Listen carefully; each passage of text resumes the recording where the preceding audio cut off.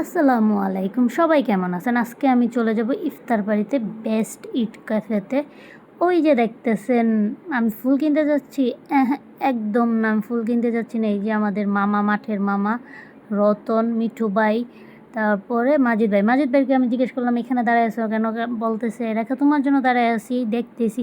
আসলে মিথ্যা কথা, তারা এখানে ইফতার পার্টিতে আসতে আমিও জানি, ফাইজলামি করতেছিলাম। এই যে আমাদের ইফতার পার্টি যা যা আছে, কোচ, ম্যানেজার, আম্পায়ার, স্কোরার যারা আছে, আমাদের একটা একটা প্রোগ্রাম ছিল, প্রতি বছরও হয়ে থাকে, যেটা রমজান মাসে।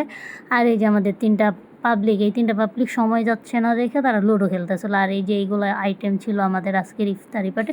যাই হোক, আলহামদুলিল্লাহ, বেস্ট ইটের খাবার আমার তেমন ভাল লাগে না। যাই হোক, এটা হলো আমাদের রাকিব ভাইয়ের ছেলে, একদম পাকনা বুড়া। তার কাছে আমি রিভিউ চাইলাম, বাবা এটা খাবারটা কেমন হয়েছে? সে আমার বলে, খালামণি খাবারটা সেই হয়েছে। যাই হোক, তুমি তো রান্না করো না, এটা রেস্টুরেন্টের খাবার।